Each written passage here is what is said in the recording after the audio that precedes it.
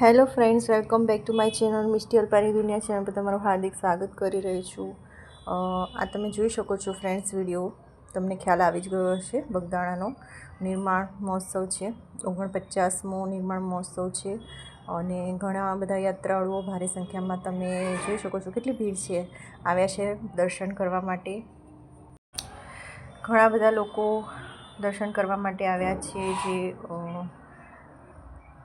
બાપા સીતારામમાં શ્રદ્ધા ધરાવે છે અને શ્રદ્ધા રાખે છે તે લોકો નાચતે ગાતે કાશી ગસ્તે દર્શન માટે આવ્યા છે।